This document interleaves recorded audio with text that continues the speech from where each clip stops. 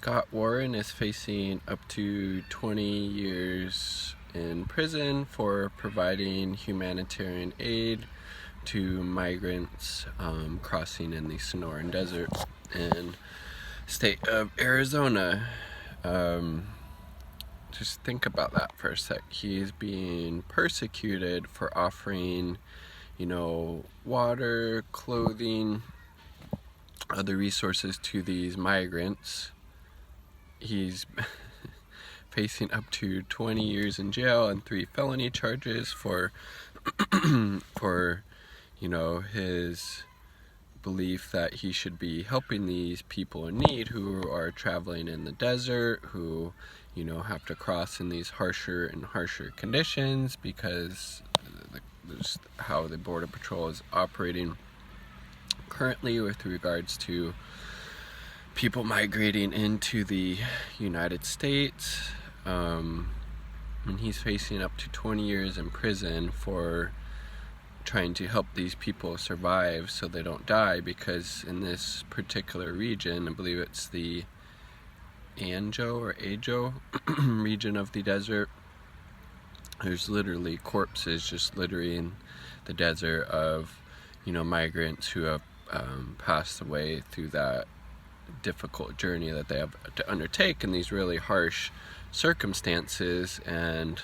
under Trump's watch, this attack on migrants, on migrant children, on people seeking asylum for for different reasons, have just been treated so horribly, so inhumanely, treating them as less than human, basically. And then this is just a further extension of that, trying to vilify and persecute the people who are providing this aid to these migrants, so they don't end up dying and becoming yet another forgotten corpse in that desert. And he's a part of a couple of organizations, Scott Warren that is, that helps migrants, that places different kind of water resources out in the desert for them. And then so